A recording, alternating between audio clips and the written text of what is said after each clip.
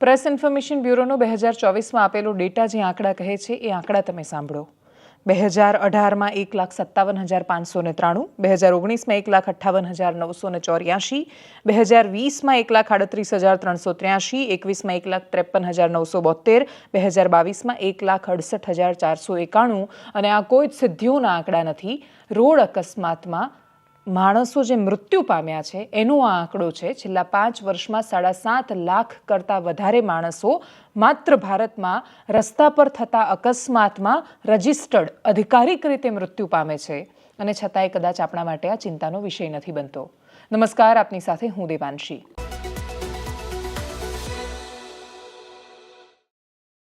આંકડાને છૂટા કરીએ થોડા. 2022નો આંકડો છે 1,68,491 રોડ અકસ્માતમાં થયેલા મૃત્યુની સંખ્યા.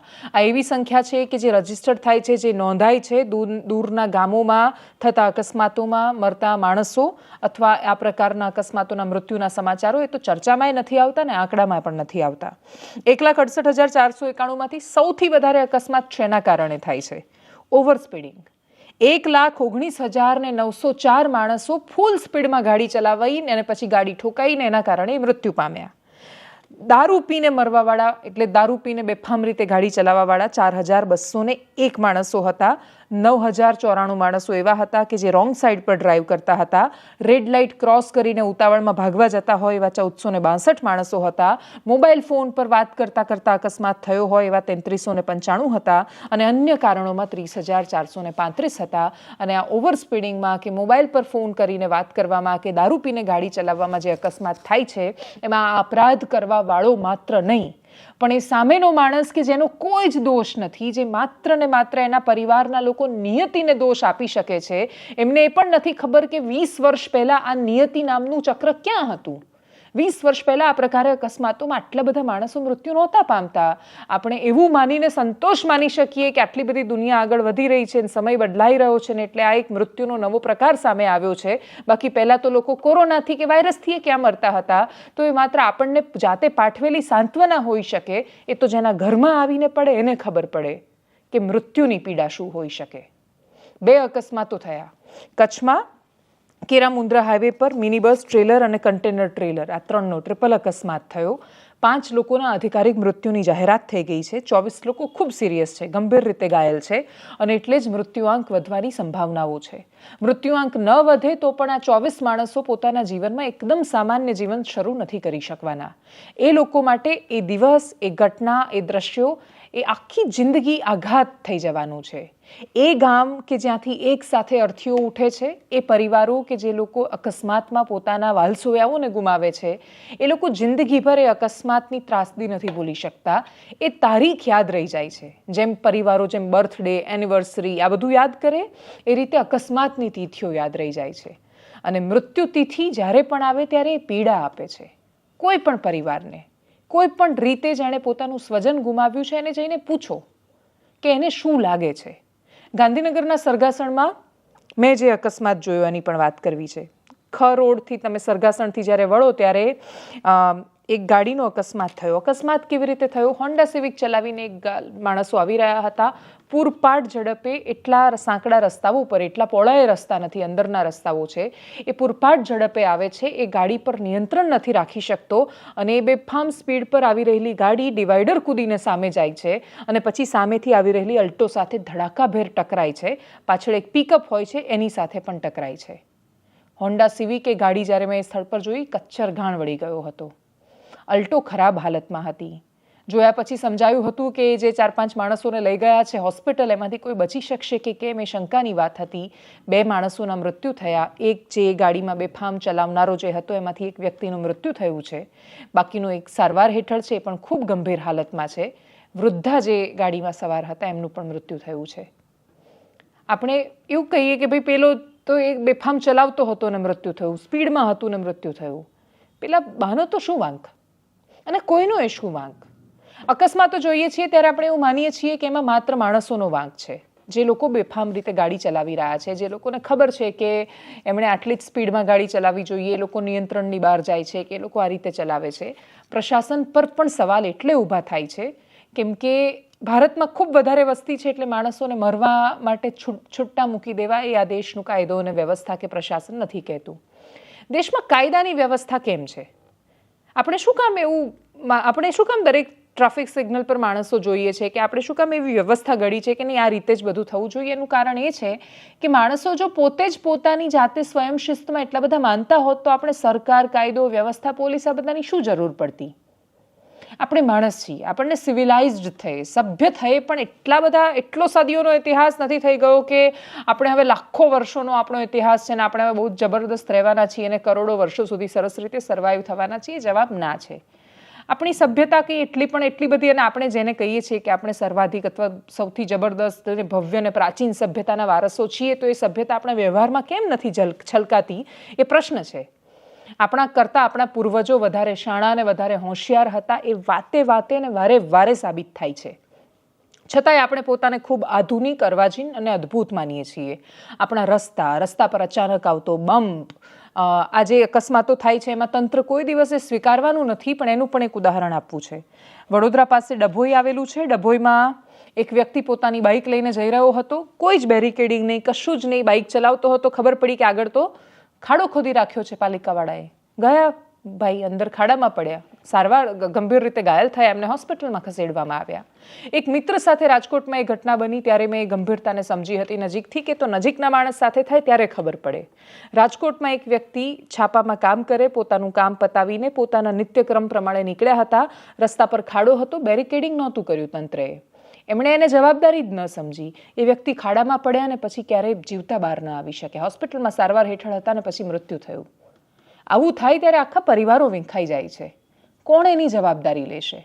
કયા કોર્પોરેશનના અધિકારીઓ પર કે જવાબદાર માણસો પર અત્યાર સુધીમાં કાર્યવાહી થઈ?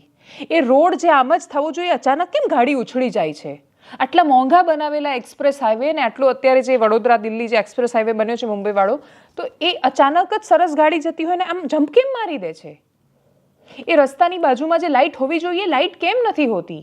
બમ્પ પણ કઈ પ્રકારના બમ્પ હોય છે? બમ્પ સ્પીડ બ્રેકર છે કે એક્સિડન્ટ કરવા માટે લાગેલા છે? બમ્પના કોઈ નીતિ નિયમો જ નહીં. મન ફાવે એમ, જેમ ફાવે એમ પોતાના ધારાધોરણ માટે ગમે તે રીતે બનાવી શકે. બમ્પમાં ચક્કરમાં જે જમ્પર ગાડીના ખરાબ થઈ જાય છે એનું શું? માણસોની કરોડરજ્જુ તૂટી જાય છે, એટલી ખરાબ હાલત હોય છે રસ્તાની. એની કોણ જવાબદારી લેશે? કોઈ જ નીતિ નિયમો વગર લાયસન્સે ગાડીઓ ચલાવતા માણસોની જવાબદારી કોણ લેશે? બાળકોની શિક્ષામાં ડ્રાઇવિંગનું કે પછી એનું મહત્વ કોણ સમજાવશે? એક અધિકારી છે જેમણે ટ્રાફિકમાં અને પોલીસમાં ખાસો સમય આના માટે કામ કર્યું છે. એમણે એક પ્રશ્ન પૂછ્યો હતો કે બધાને વીયુ ખબર છે, આરયુ વિશે કોઈ ચર્ચા નથી કરતું, કે રોડ યુસેજ સર્ટિફિકેટ કોન્ટ્રાક્ટર જ્યારે બનાવે એના પછી એ નીતિ નિયમો હોય છે ચેક કરવાના કે રોડ તો આ રીતે જ બનવો જોઈએ. શું એ રોડ એ રીતે બનેલો હોય છે? કોઈ પણ પ્રકારે કોઈ પણ માણસ કામ શરૂ કરે, મન ફાવે એમ ગાડી આવી, રસ્તો રોકી દીધો અને કામ શરૂ કરી દીધું. કોઈ જ નીતિ નિયમો નહીં ત્યાં. માણસો આવે, ગાડીઓ ટકરાય. માણસો લાયસન્સ વગર ગાડી ચલાવી શકે. એટલે કોઈ એક માણસ એમણે જ કહ્યું હતું કે જ્યારે ડૉક્ટર બનવું હોય એણે પ્રક્રિયામાંથી પસાર થવું પડે. 4 વર્ષ MBBS કરે તો એ માણસના શરીરના ચીરો ન પાડી શકે.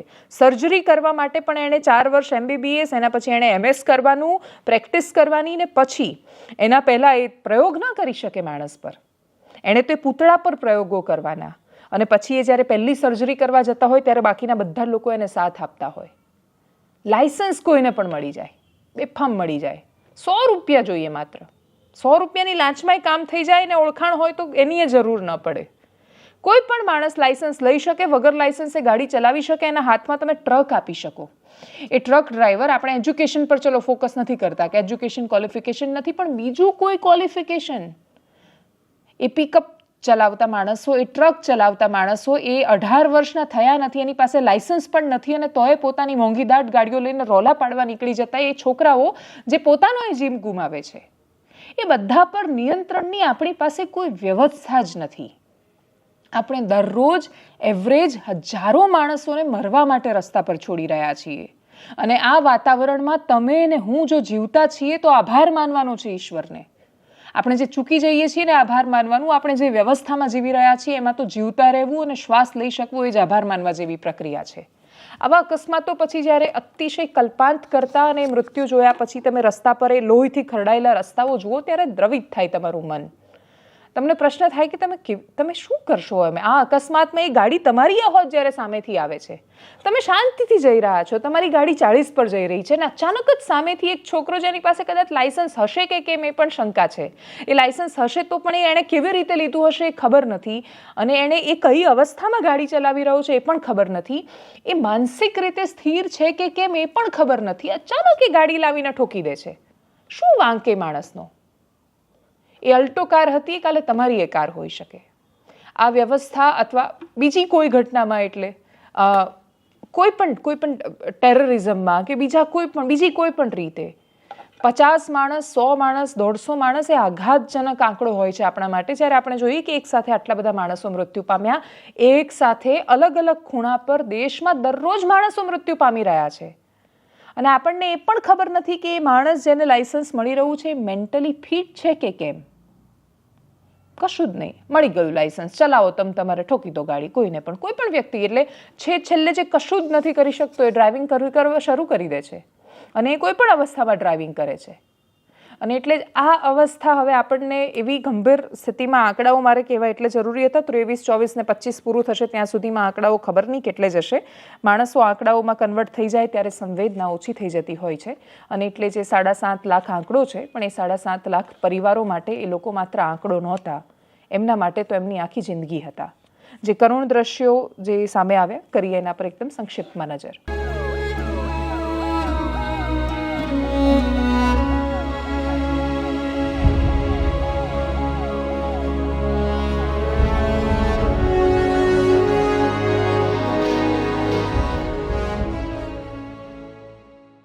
આગળ વાત કરીએ વિધાનસભાના સત્રથી લઈને ગુજરાતની પોલીસની. વિધાનસભાના સત્રમાં અમિતભાઈ ચાવડાએ કહ્યું કે મહિલા આઈપીએસ અધિકારીઓને યોગ્ય સ્થાન કે જગ્યા નથી મળતી.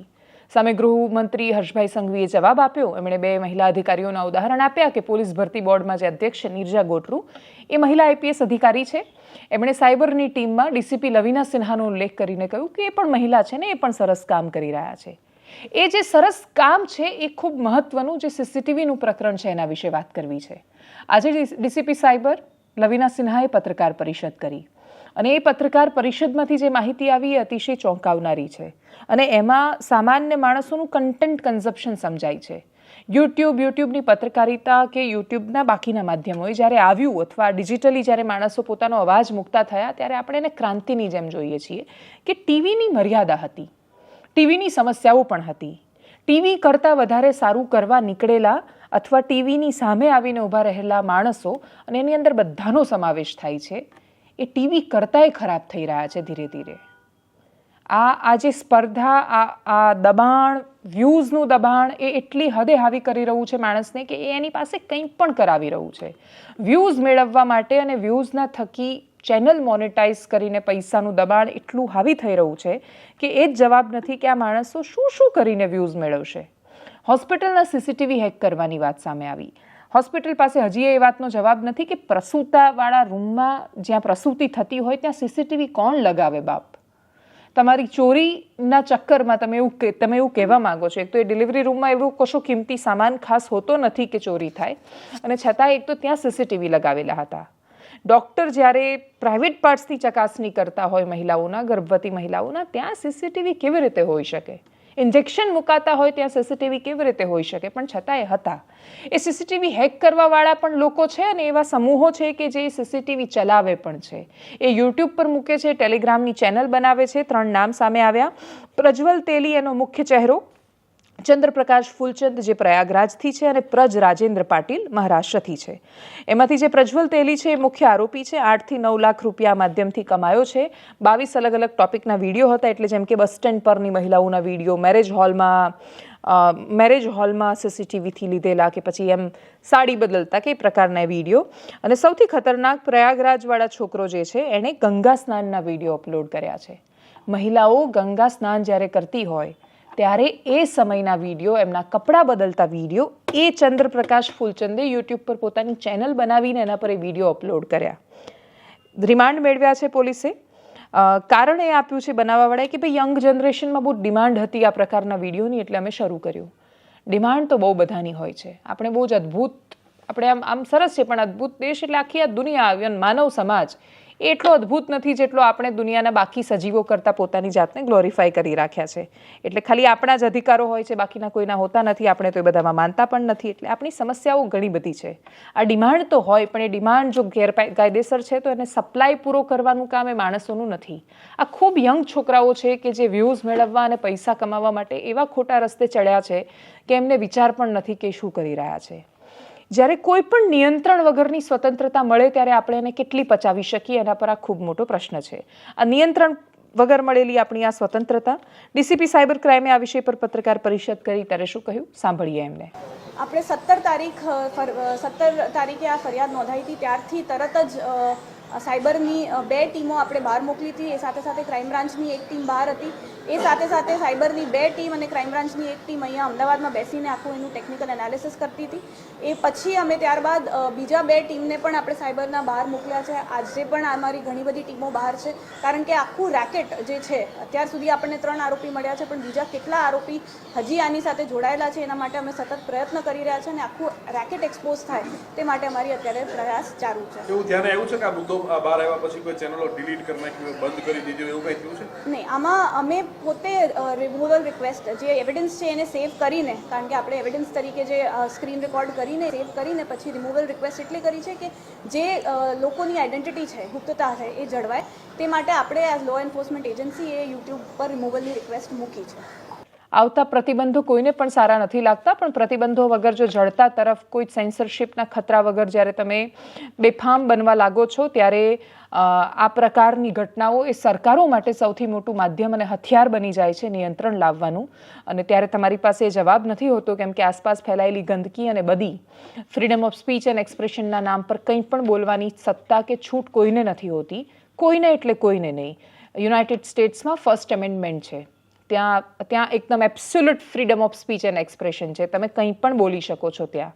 પરંતુ છતાંય તમે જોતા હશો કે એ પ્રકારના પ્રયોગો તો નથી થતા જેટલું આપણે ત્યાં તો મર્યાદાઓ છે ફ્રીડમ ઓફ સ્પીચ એન્ડ એક્સપ્રેશનમાં. ડિફેમેશનનો કાનૂન છે, તમે સ્ત્રીઓની મર્યાદા ભંગ નથી કરી શકતા, તમે ગાળો નથી બોલી શકતા, અને છતાંય આપણે ત્યાં એ પ્રકારનું વર્તન થાય છે કે જે ગરિમાનું હનન કરે છે.